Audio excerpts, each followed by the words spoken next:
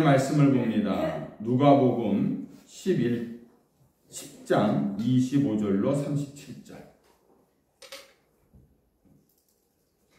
누가복음 10장 25절부터 37절. 우리 교독하시겠습니다. 어떤 율법 교사가 일어나 예수를 시험하여 이르되 선생님 내가 무엇을 하여야 영생을 얻으리이까? 예수께서 이르시되 율법에 무엇이라 기록되었으며 내가 어떻게 읽느냐? 대답하여 이르되 내 마음을 다하며 목숨을 다하며 힘을 다하며 뜻을 다하여 주 너의 하나님을 사랑하고 또한 내 이웃을 내 자신같이 사랑하라 하였나이다. 예수께서 이르시되 내 대답이 옳도다. 이를 행하라. 그러면 살리라 하시니 그 사람이 자기를 옳게 보이려고 예수께 여짜오되 그러면 내 이웃이 누구니까? 예수께서 대답하여 이르시되 어떤 사람이 예루살렘에서 여리고로 내려가다가 강도를 만나매 강도들이 그 옷을 벗기고 때려 거의 죽은 것을 버리고 가더라. 마침 한 제사장이 그 길로 내려가다가 그를 보고 피하여 지나가고 또 이와 같이 한 레위인도 그곳에 이르러 그를 보고 피하여 지나가되 어떤 사마리아 사람은 여행하는 중 거기 이르러 그를 보고 불쌍히 여겨 가까이 가서 기름과 포도주를 그 상체에 붓고 싸매고 자기 짐승에 태워 주막으로 데리고 가서 돌보아 주니라. 그 이튿날 그가 주막 주인에게 데나리온 둘을 내어 주며 이르되 이 사람을 돌보아 주라. 비용이 더 들면 내가 돌아올 때에 갚으리라 하였으니 내 생각에는 이 세 사람 중에 누가 강도 만난 자의 이웃이 되겠느냐? 이르되 자비를 베푼 자니이다. 예수께서 이르시되 가서 너도 이와 같이 하라 하시니라. 아멘. 오늘날 우리가 아파트 옆집에 누가 사는지도 잘 모르고 또 엘리베이터에서 서로 마주쳐도 인사를 나누지 못하는 그러한 이웃들과 우리가 지금 살아가고 있다라는 거예요. 저희 아파트에도 저희들도 거기 뭐 한 10년 넘게 살다 보니까 웬만한 분들은 이제 알게 되지 않습니까? 근데 이제 새로운 분들은 잘 모르는데 10년이 지나도 이렇게 가까워지지 못하는 부부가 있어요. 우리가 5층인가 6층에 사는데 이 대한항공 기장입니다. 그 부부인데 남자 키가 한 1m 한 90은 돼요. 굉장히 큰데 그분들은 누구랑 타도 인사를 안 나요. 인사를 안 나요. 그래서 그런 분들 계시면 제 아내가 먼저 안녕히 가세요. 안녕하세요. 먼저 인사를 합니다. 그러면은 차마 그 사람도 그냥 할 수 없으니까 그냥 이렇게 목인사 정도 하고 들어가는 분이에요. 근데 그 정도 하면은 대부분의 사람들이 같이 인사를 하게 돼요. 근데 그분들은 참 희한하더라고. 아무튼 언제까지 그러나 한번 볼 텐데, 그렇게 인사를 나누기 힘든 분들이 있어요. 대부분이 이렇게 우리가 웃는 얼굴로 인사를 하면은 인사를 받아주는 게 정상적인 것입니다. 우리가 인생을 살다 보면은 오늘 이 말씀에 나오는 이 강도를 만난 나그네처럼 갑작스러운 어려움을 당할 때가 있습니다. 이때 과연 나를 도와줄 수 있는 이웃이 내 옆에 있느냐라는 것이에요. 정말 내가 급하고 힘들 때 당장 내 옆에 있는 이웃에게 부를 수 있는 그런 이웃이 있느냐라는 것입니다. 어떤 이웃은 큰 도움을 주기도 하고 또 어떤 이웃은 우리의 아픔을 외면하고 아무런 도움도 주지 못하는 경우들도 있습니다. 그런데 희한한 것은 뭐냐면요, 내가 힘들 때 반드시 도와줄 것이다 라고 생각했던 사람은 안 도와주고 정말 힘들 때 기대하지 않았던 엉뚱한 사람이 내 아픔을 알고 찾아와서 나를 도와주고 나를 위로해 주더라라는 것이에요. 여러분들, 우리가 이제 제자도에 대해서 두 번째로 오늘 우리가 말씀을 나누게 되는 것인데, 예수님의 좋은 제자가 된다라는 것은 뭐냐면요, 우리가 무슨 위대한 일을 행하는 것이 아니다라는 것입니다. 내 옆에 상처 입은 낙심한 그 이웃을 우리가 사랑으로 돌봐주는 사람이 될 때에 이런 사람이 바로 주님의 좋은 제자다라는 것입니다. 그래서 예수님은 오늘 이 선한 사마리아인의 비유를 통해서 우리의 이웃이 누구냐, 이 부분과 선한 이웃이 되기 위해서는 우리는 어떻게 해야 되느냐, 여기에 대해서 오늘 말씀하고 계세요. 오늘 말씀을 여러분들 한번 다시 보시면은 어느 나그네가 예루살렘에서 여리고로 내려가다가 강도를 만납니다. 그래서 옷을 다 빼앗기고 실컷 두들겨 맞고 거의 다 죽게 되었다, 이렇게 얘기해요. 이 예루살렘에서 여리고까지는 약 40km의 내리막길입니다. 그런데 곳곳에 이 바위들이 많이 있다는 것이에요. 그래서 그 바위에 강도들이 숨어 있다가 이제 내려가는 사람들한테 이제 달려들어서 돈을 뺏고 사람을 죽이고 이런 일들을 했다는 것입니다.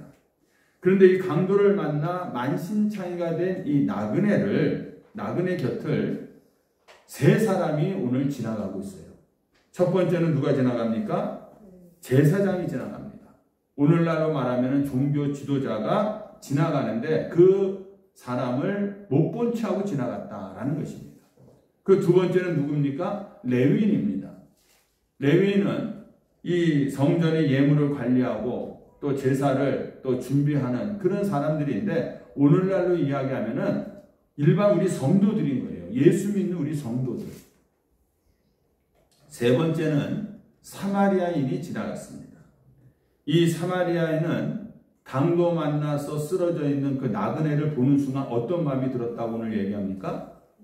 불쌍히 여겼다. 불쌍한 마음을 가지고서 기름과 포도주로 그 상처를 싸매주고 붓고 응급처치를 해줬을 뿐만 아니라 자기 짐승에 태워서 여관으로 데리고 가고 그 여관 주인에게 계속 돌봐줘라, 내가 돌아올 때까지. 그리고 돌아와서 돈이 부족하면 내가 다 지불하겠다, 이렇게 오늘 이야기합니다. 여기서 보니까 2데나리온을 지불했다라는 것이에요. 1데나리온이 그 당시 때 하루의 노동자의 품삯입니다. 요즘에 일하러 나가면은 그 인부들이 보통 받는 그 품삯이 얼마입니까? 15만 원. 그러니까 막일하는 사람들은 한 15만 원, 기술자들은 뭐 한 30만 원 이상 받잖아요. 그러니까 그 2배의 돈을 이제 지불했다라는 것이에요. 지금 보니까 이 사람은 그냥 그것으로 끝나는 것이 아니었다는 겁니다. 내가 다시 돌아와서 돈이 부족하면은 그 부족한 돈까지도 내가 다 지불을 하겠다, 이렇게 오늘 이야기하고 있는 것을 볼 수 있습니다. 예수님께서 말씀하신 이 선한 사마리아인의 비유는요, 예수님께 질문을 던졌던 율법사는 물론이고 또 주변에 있는 모든 사람들에게 충격을 주는 비유입니다. 충격을 주는 비유. 예수님의 어떤 이 비유가, 또 예수님의 어떤 사건들이 많은 사람들에게 충격을 주었어요. 왜냐하면은 이 비유에서는 종교적으로 가장 의롭고 거룩한 사람으로 여겨졌던 제사장이나 레위인이 착한 선한 사람으로 나와야 되지 않습니까? 근데 그런 사람으로 나오는 것이 아니라 바로 천대받고 멸시받았던 이 사마리아 사람이 선한 이웃으로 예수님의 비유에는 등장하더라라는 것이에요. 이 사마리아인은 어떤 사람이냐면은 주전 722년에 이스라엘이 아수르에게 나라를 빼앗깁니다. 그리고 나서 이 팔레스타인 지역 안에 이방인들이 들어오게 되는 거예요. 이방인들이 들어와갖고 유대인하고 섞여서 이제 살다 보니까 거기서 혼혈인들이 나와요. 그 혼혈인들이 바로 사마리아인들입니다. 네. 그런데다가 또 요한 키루스라고 하는 그런 유대 왕이 이 사마리아인들이 있는 그리심산에 있는 성전을 다 허물어버리고 맙니다. 그렇게 되니까 그때부터 정말 이 사마리아인과 유대인들은 완전히 이제 등을 주게 되는 것이에요. 복음서에도 보면은 이 사마리아인들을 어떻게 생각하고 있었냐면은 정통 유대인들은 우리 유대인들의 순수성과 또 이런 어떤 정통성을 이 사마리아인들이 다 망가뜨렸다 이렇게 생각을 하는 거예요. 혼혈인이 됐기 때문에. 그래서 그들을 상종도 하지 않았습니다. 길거리 지나가다가 유대인과 사마리아인이 만나면 인사도 나누지 않았다는 것이에요. 마치 이 유대인들은 사마리아인들을 보면은 개처럼 취급을 했다라고 복음서에 나옵니다. 그러니까 사람을 얼마나 멸시했는지, 우리가 인종차별이라는 것을 여러분들 우리가 받다 보면은 그 기분이 굉장히 한마디로 속된 말로 더럽습니다. 네. 저희들도 이제 외국에 나가서 살 때 그런 차별을 느끼는 거예요. 그러면 기분이 상당히 진짜 안 좋은 겁니다. 근데 사마리아인들은 그렇게 살고 있었다는 거예요. 유대인들만 바라보면 그들이 하도 우리를 무시하니까 사마리아인들 자체가 유대인들을 피하는 그러한 삶을 살고 있었다라는 것입니다. 그런데 이제 우리는 왜 예수님께서 제사장이나 이 레위인이 아니라 사마리아인을 선한 이웃으로 지금 부각을 시켰나, 이것을 우리가 오늘 생각해 보는 것입니다. 먼저 여러분들 우리가 주목할 것은 이 선한 사마리아인의 비유가 한 율법사와 예수님 사이에 오고 갔던 대화다라는 것입니다. 율법사는 율법을 가르치는 선생입니다. 적어도 율법에 대해서는 누구보다 많이 알고 있었던 사람이었기 때문에 예수님 앞에서 자기가 율법사라는 것을 자랑하기 위해서 오늘 이렇게 25절에서 질문하는 거예요. 자기가 무엇을 하여야 영생을 얻을 수 있습니까? 라고 예수님께 묻습니다. 예수님은 이 율법사의 숨겨진 의도를 아시고, 그래, 너 마음껏 너가 알고 있는 성경 지식을 한번 자랑해봐라, 이렇게 하면서 율법에 무엇이라고 기록되어 있느냐, 너가 잘 아는 그 율법에 대해서 한번 얘기해봐라, 이렇게 예수님께서 일부러 질문하고 계십니다. 그러니까 율법사가 기다렸다는 뜻이 27절에 보면은 신명기 6장 5절 말씀과 레위기 19장 18절 2절 말씀을 얘기하고 있어요. 내 마음을 다하며 목숨을 다하며 힘을 다하며 뜻을 다하여 주 너의 하나님을 사랑하라. 그리고 내 이웃을 내 몸과 같이 사랑하라. 이렇게 아주 자랑스럽게 대답을 합니다. 율법사는요, 이 구약에 나와 있는 613가지의 율법 조항의 진수는 뭐냐? 이 두 가지로 딱 요약이 된다는 것입니다. 하나님 사랑과 이웃 사랑으로 요약이 된다는 것을 그는 이 성경 지식에 해박하기 때문에 잘 알고 있었다는 것입니다. 그래서 이렇게 자신 있게 대답을 했죠. 그래서 28절에서 예수님은 율법사의 대답을 들으시고 내 말이 옳다, 이렇게 칭찬을 해주시는 거예요. 인정을 해주시면서 이 말씀대로 살기만 하면 너가 영생을 얻을 수가 있다. 이 말씀대로 완벽하게 다 살 수만 있으면 그래 영생 얻을 수 있지. 이렇게 말씀하시면서 이렇게 얘기를 해주니까 율법사가 얼마나 정말 이 자신이 으쓱되니까 이렇게 또 묻습니다. 그러면 주님, 내 이웃이 누구입니까? 29절에서 묻죠. 이 율법사의 질문을 잘 보시기 바랍니다. 내 이웃이 누구입니까? 이렇게 묻고 있어요. 이 질문을 보시면 내가 어떻게 하면은 하나님과 이웃을 사랑하는 선한 사람이 될 수 있습니까? 어떻게 하면 내가 하나님을 사랑하고 어떻게 하면 이웃을 사랑할 수 있습니까? 라는 이런 실천의 문제에 대해서는 관심이 없고요. 내 이웃이 누구인가라는 어떤 이 지식의 문제에만 관심이 있었다라는 것이에요. 내 이웃이 누구냐라는 이 질문에 예수님께서 선한 사마리아인의 비유를 지금 말씀하신 뒤에 다시 묻습니다. 너 의견에는 이 세 사람 중에 누가 강도 만난 자의 이웃이 되겠느냐라고 이렇게 36절에서 묻고 있어요. 이번에도 율법사는 37절에서 자비를 베푼 자, 즉 사마리아인입니다. 강도 만난 자의 이웃이 사마리아인입니다라고 옳게 대답을 하고 있어요. 그러니까 지식적으로는 율법사는 다 잘 알고 있었다는 거예요. 무엇이 옳고 그른지를 잘 알고 있었다는 거예요. 여기에 보면은 이 율법의 지식에 관해서는 누가 내 이웃인지에 대해서 예수님이나 율법사나 의견 차이가 없습니다. 그런데 차이는 뭐냐? 율법사는요, 율법에 기록된 대로 영생을 얻기 위한 이 지식과 이 세 사람 중에서 어떤 사람이 상처 입은 나그네의 진정한 이웃인가에 대해서는 다르게 알고 있었어요.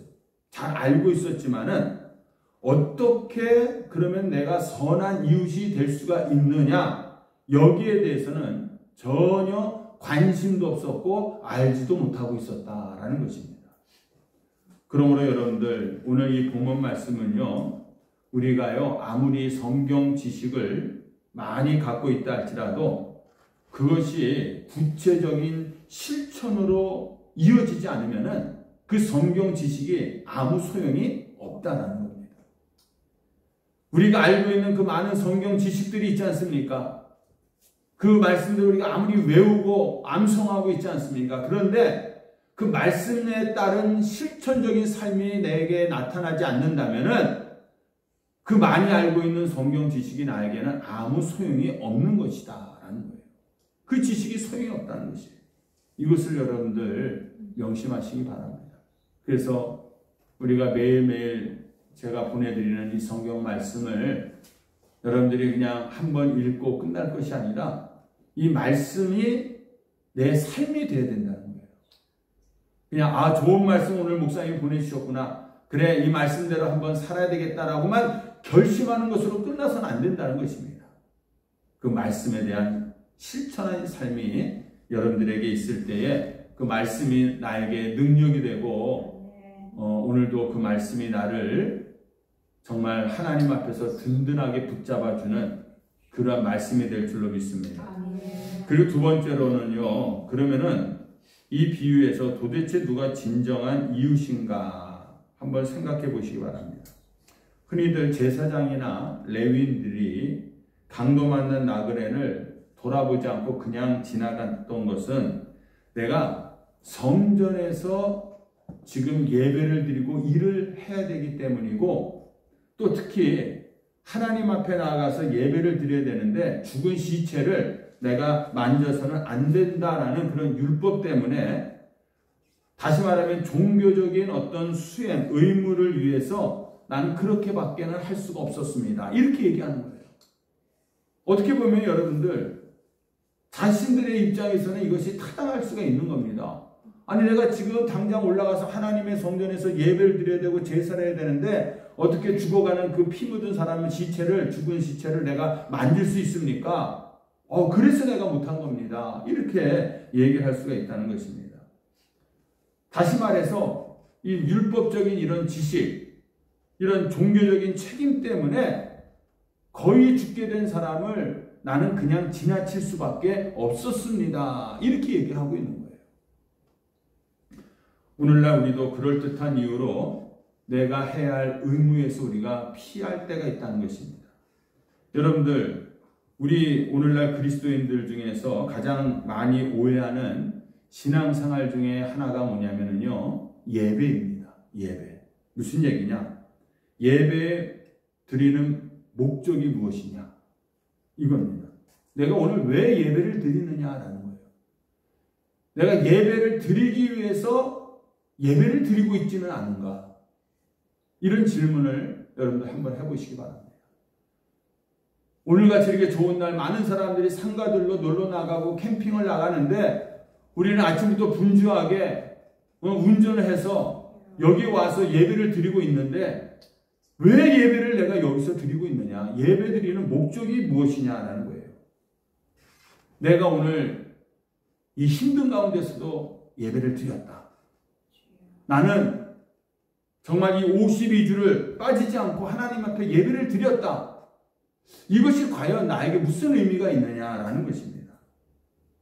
한국교회가 주일 성수를 아주 강조하지만 여러분들 내가 하나님 앞에서 한 번도 빠지지 않고 참석해서 예배를 드렸다는 이 사실, 이 공로만으로는 절대로 우리가 하나님 앞에서 자랑할 수 없다라는 것을 기억하시기 바랍니다. 하나님, 제가 예수를 믿은 지 30년 됐는데 저는 30년 동안 한 번도 주일 예배를 빠진 적이 없습니다. 이것이 예수님 앞에서 자랑이 될 수가 없다는 거예요. 제가 아는 장로님은요, 예전에 제가 섬겼던 교회 전도사 때 장로님은 평생을 새벽 예배를 빠진 적이 없으세요.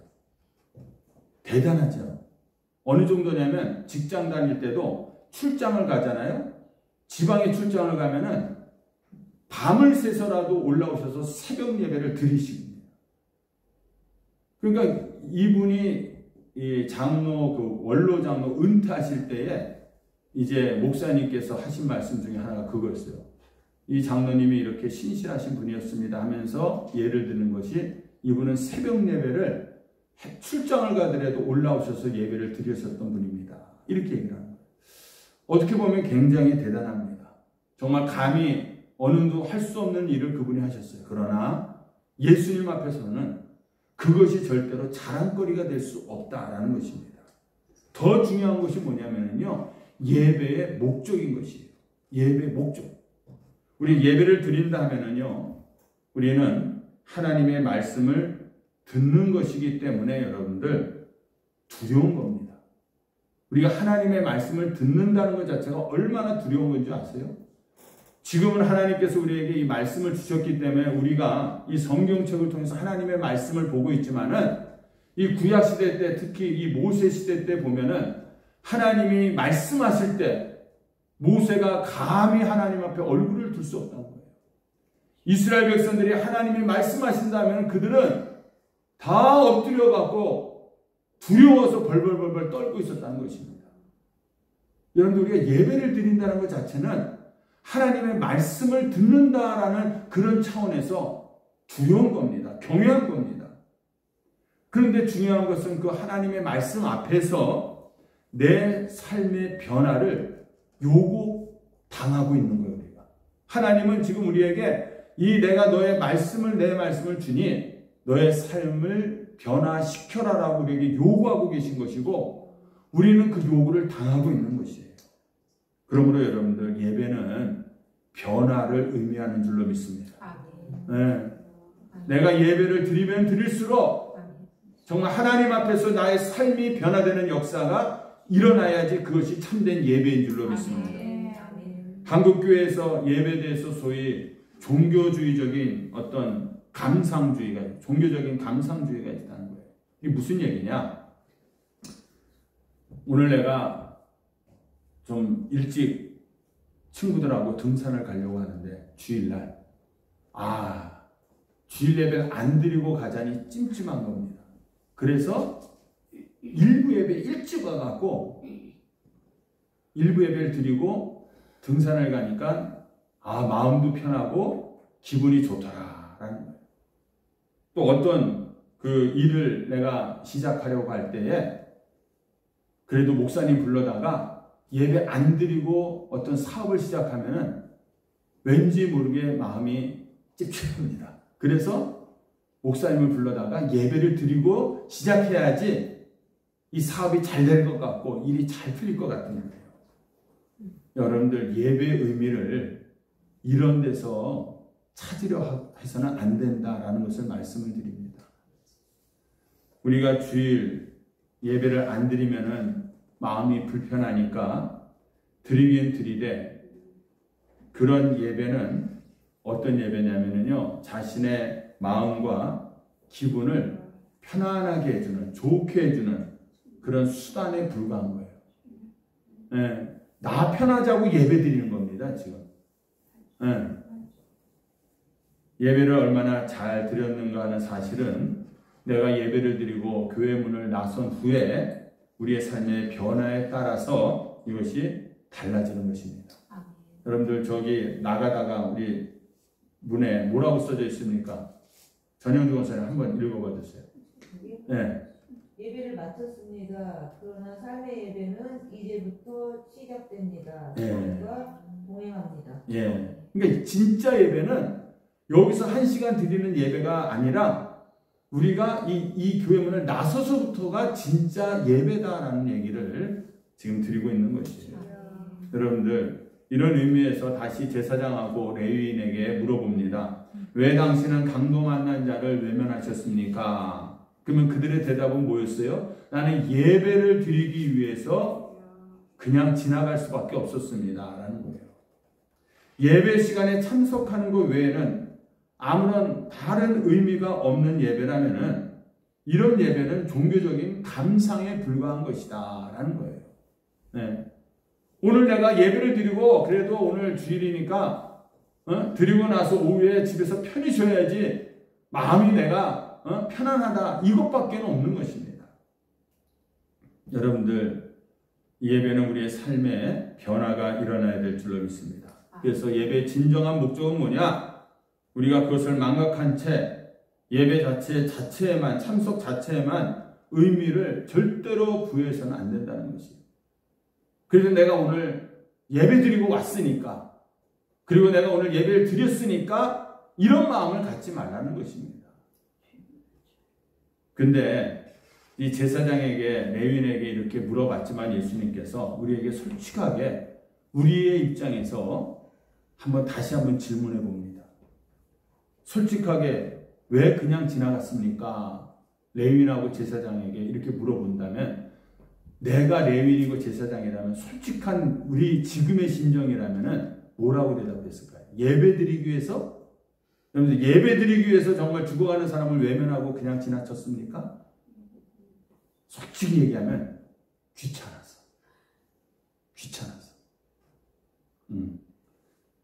내가 사람을 돌본다는 것 자체가 귀찮은 일이고 힘든 일입니다. 내 자식을, 내 부모를 돌보는 것도 귀찮은 세상 아닙니까? 근데 내 시간을 드리고 내 물질을 드리고 그리고 내 노력을 드리고 심지어는 내가 위험을 감수해서 누군가를 돌본다는 것 자체가 귀찮은 정도가 아니라 아주 정말 하고 싶지 않은 일인 거예요. 네.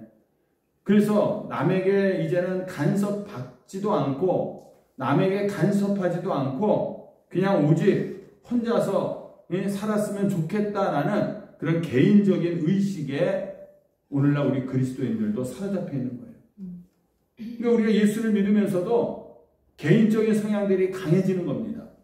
예배도 혼자 드리는 예배, 그리고 다른 사람들하고 같이 모여서 예배를 드리더라도 그냥 인사도 하지 않고 예배만 드리고 그냥 사라져버리는 그런 성도들, 개인적인 그런 것들, 귀찮아한다는 거예요. 다른 사람들하고 내가 엮이는 것 자체가 싫고 귀찮다라는 것입니다.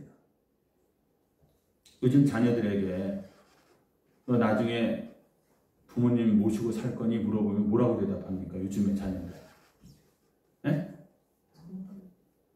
따로 산다고 얘기해. 당연히 내가 왜 부모님하고 같이 사냐고 얘기합니다. 네. 이유가 뭐냐면요, 불편한 거예요. 네. 부모님하고 사는 것 자체가 불편해지기 때문에 다 따로따로 사는 게 좋다. 부모님들도 똑같습니다. 나도 불편해. 나도 혼자 사는 게 좋아. 이렇게 우리가 생각하잖아요. 여러분들, 사실 제사장이나 레위인은요, 이 강도 만난 자에게 가장 가까이 있어야 할 사람들이었어요. 그런데 이런 잘못된 의식 때문에 먼 이웃이 되어버리고 말았다는 것입니다. 그런 비극이 지금도 우리 주변에서 일어나고 있다는 거예요. 근데 이 사마리아인은요, 역사적으로나 아니면 어떤 그 민족적으로 볼 때에 절대로 이 강도 만난 사람을 도와줄 이유가 없는 사람이었다는 것이에요. 그런데 그에게 자비를 베풀고 있는 사람이에요. 수중에 돈도 있고 나귀도 있고, 그래서 정말 이 사람을 도와주다가 나도 강도를 만날 수 있는 그런 위험에 있음에도 불구하고, 그 모든 환경에도 불구하고 불쌍히 여기는 마음을 가졌다. 여러분들, 우리 마음, 오늘날의 우리 그리스도인들의 마음 속에 긍휼히 여기는 마음, 불쌍히 여기는 마음이 우리가 있어야 된다는 거예요. 왜 이렇게 우리들의 마음이 강팍해지는지 몰라요. 우리 예수 믿는 사람들도 누구를 미워하면 아주 끝까지 미워하고 한 번 싫어하면 끝까지 싫어하고 그 사람들을 바라볼 때 우리가 예수님의 마음으로 바라보면은 다 죄로 말미암아 죽을 수밖에 없는 그런 사람들 아닙니까? 그 죽어가는 영혼들을 바라보면 우리가 불쌍히 여겨야 되는데 긍휼히 여겨야 되는데 그런 마음들이 우리 안에서 점점 사라지고 있다는 것이에요. 그러므로 여러분들 정말 길가에 강도 만난 나그네를 도와줄 사람은 같은 동족인 제사장이고 레위인이지 사마리아인은 아니었다는 것입니다. 그런데 왜 예수님께서는 멸시받는 이 사마리아인을 이 비유 속에다가 집어넣으신 것이냐? 이겁니다, 여러분. 하나님은 우리의 신분, 우리의 어떤 성별, 우리의 어떤 인종, 이런 데는 아무런 관심이 없다는 거예요. 관심이 없는 거예요. 내가 목사라는 사실 때문에 나중에 여러분들 내가 하나님께서 감동하시지 않는다는 거예요. 내가 교회 장로, 권사, 집사고 내가 수십 년을 예수를 믿었다는 것 사실 때문에 예수님께서 나를 절대로 높이 평가하시지 않는다는 것입니다. 하나님은 지금 나의 신분이 아니라요, 지금 내가 무엇을 하고 있느냐 여기에 관심을 갖고 계시다는 거예요. 내가 지금 어떻게 살고 있느냐 여기에 예수님께서는 관심을 갖고 있다라는 것입니다. 그러므로 여러분들 내가 지금 무엇을 하고 있고 내가 지금 어떤 동기로 일을 하고 있는지 이것이 우리들에게 중요한 그런 제목이다라는 사실입니다. 여러분들 우리가 이 세상에서 일주일 동안 자신이 맡겨진 일들을 다 하고 있지 않습니까? 어떻게 보면 다 세상 일 아닙니까? 그런데 이 세상 일을 하면서도 이 일을 내가 왜 하느냐 여기에 중요한 초점이 맞춰지는 거예요. 여러분들의 그런 의식 속에서 정말 무슨 일을 하든지 내가 주님의 영광을 위해서 이 일을 한다라고 생각하시고 내가 대하는 모든 사람들에게 정말 예수의 마음으로 긍휼한 마음으로 우리가 대한다면은 더 놀라운 하나님의 역사들이 일어날 줄로 믿습니다. 아멘. 우리 오늘 강공 성도님하고 오다가 보니까 어제 매상이 200만 원이에요. 200만 원. 그러니까 여러분들 무슨 고깃집에서 200만 원이면 대단한 게 아닌데 그 뭐 만 원도 안 되는 음식을 팔아갖고 200만 원의 매상을 올린다는 게 저는 그 소리를 딱 듣는 순간에 얼마나 힘들었을까 그 생각부터 나잖아요. 에? 근데 새벽에 뭐 3시 반에 나와갖고 100줄 김밥을 쌌다는 거예요.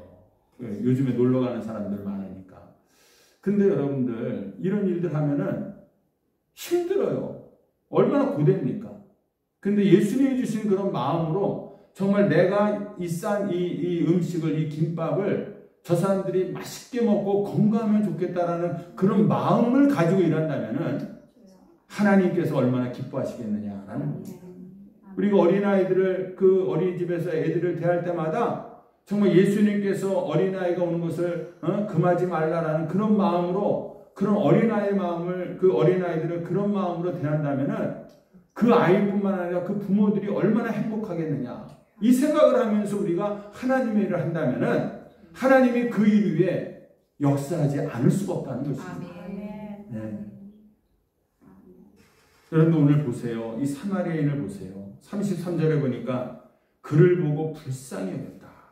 불쌍히 여길 수 있는 마음이 있는 거예요.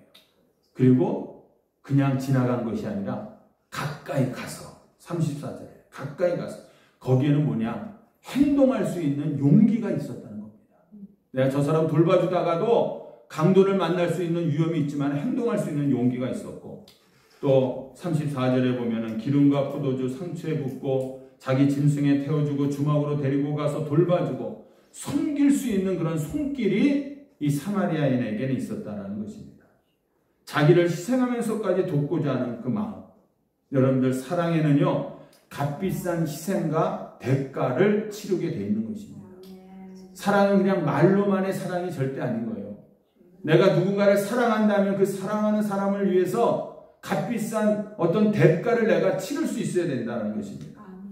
죄송하지만 여러분들 돈을 쓰지 않고 사랑할 수 없어요. 그렇잖아요. 암만 나한테 와갖고 목사님 사랑해요 사랑해요 하면서 밥 한 끼 안 사줘. 그래서 무슨 사랑한다고 그래. 네? 그렇잖아요 여러분들. 내가 시간을 들이지 않고서는 사랑할 수가 없는 것입니다. 네? 자기 희생이 있어야만이 우리는 누군가를 사랑할 수 있다라는 거예요. 여러분들 요즘 전도를 꺼리는 이유가 뭡니까? 우리가 전도하자 해도 성도들이 전도를 꺼리는 이유 중에 하나가 전도를 해서 그 사람을 내가 데려오면은 이게 내 책임이 되는 거예요. 내 책임이. 그러니까 이게 귀찮고 이게 부담스러운 겁니다. 매일 그 사람을 전화를 해서 교회 가자고 전화를 해야 되지. 또 안 나오면은 또 찾아가야 되지. 또 그 사람 어렵다고 그러면 무슨 어려운 사정이 생기면 가서 또 돌봐줘야 되지. 이런 희생을 하는 것을 우리가 귀찮게 여기기 때문에 외면하는 것입니다. 이것이 여러분들 여리고의 길에서의 비극이고 그렇게 살아가는 삶이 비극의 삶을 살아가는 것이에요. 가끔 보면은 여러분들 그 예전에 주일학교, 요즘에는 이제 뭐 주일학교들도 없어지다 보니까 연극 같은 게 없어요. 근데 옛날 교회에서는 그 연극 같은 걸 했잖아요. 그 선한 사마리아인의 비유 연극을 하면은 아이들이 저 조금 뭐 하려고 그럽니까? 선한 난 사마리아인을 하고 싶다는 거예요. 제사장하고 레위는 싫다는 거예요. 왜? 그게 좋은 일인 역할인지를 다 알고 있기 때문에. 그렇지 않습니까? 그런데 정작 선한 사마리아인은 우리의 모습은 아니라는 겁니다.